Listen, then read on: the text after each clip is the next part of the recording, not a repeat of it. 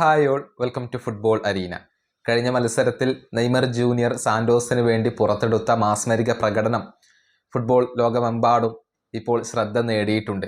ഒരു ഗോളും ഒരു അസിസ്റ്റുമാണ് നെയ്മർ ജൂനിയർ നേടിയിട്ടുള്ളത്.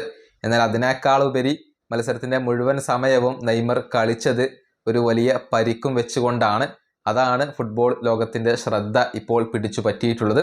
അതായത് റെലഗേഷൻ സോണിൽ കളിക്കുന്ന തൻ്റെ ടീമിനെ ഏത് വിധേനയും രക്ഷപ്പെടുത്തുക എന്ന ഒരു ലക്ഷ്യത്തോടു കൂടി മാത്രമാണ് നെയ്മർ ജൂനിയർ കഴിഞ്ഞ മത്സരത്തിൽ കളിക്കളത്തിലേക്ക് ഇറങ്ങിയിരുന്നത്.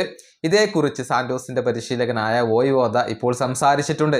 അതായത് നെയ്മറുടെ ഒരു കമ്മിറ്റ്മെന്റ് അഥവാ ആത്മാർത്ഥത അത് വേറെ ലെവലാണ് എന്നാണ് അദ്ദേഹം പറഞ്ഞിട്ടുള്ളത്. മാത്രമല്ല നെയ്മറുടെ ലീഡർഷിപ്പ് അത് വളരെയധികം വ്യത്യസ്തമാണെന്നും എല്ലാവരെയും സ്വാധീനിക്കാൻ നെയ്മർ ജൂനിയർക്ക് കഴിയുന്നു എന്നും ഇപ്പോൾ സാന്റോസിന്റെ പരിശീലകൻ പറഞ്ഞിട്ടുണ്ട്. അദ്ദേഹത്തിന്റെ വാക്കുകൾ ഇങ്ങനെയാണ്: നമുക്ക് പലവിധ ലീഡർഷിപ്പുകളെയും കാണാൻ കഴിയും. ചിലർ വാക്കുകൾ കൊണ്ടും ചിലർ എക്സാമ്പിൾസ് കൊണ്ടുമാണ് ലീഡറായി മാറുക. എന്നാൽ നെയ്മർ ജൂനിയർ വെറും ഒരു ലീഡറല്ല. അദ്ദേഹത്തിന് ഒരു ലീഡർഷിപ്പ് സ്റ്റൈലുണ്ട്. നല്ല ആത്മാർത്ഥതയുള്ള താരമാണ് അദ്ദേഹം. കൂടാതെ തൻ്റെ ചുറ്റുമുള്ള എല്ലാവരെയും സ്വാധീനിക്കാൻ അദ്ദേഹത്തിന് കഴിയുന്നു. അത് എല്ലാ ദിവസവും ഞാൻ കാണുന്നതാണ്.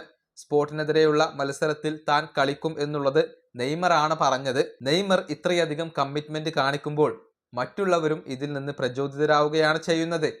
ഈ ആത്മാർത്ഥതയോടുകൂടി ഇറങ്ങുമ്പോൾ നെയ്മർ വേറെ ലെവലാണ്. വെറുതെ സംസാരിക്കുകയല്ല നെയ്മർ ചെയ്യുന്നത്, മറിച്ച് കളിക്കളത്തിലും നെയ്മർ അത് ചെയ്തു കാണിക്കുന്നു. നെയ്മർക്ക് ഒന്നും തന്നെ തെളിയിക്കാനില്ല. കാരണം ഇതിനോടകം തന്നെ നെയ്മർ തൻ്റെ ഐഡന്റിറ്റി ഉണ്ടാക്കി വെച്ചിട്ടുണ്ട്.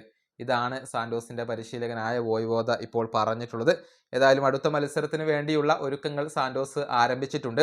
ഡിസംബർ 4 പുലർച്ചെ ഇന്ത്യൻ സമയം 4 മണിക്കാണ് സാന്റോസും യുവന്റഡയും തമ്മിൽ ഏറ്റുമുട്ടുക.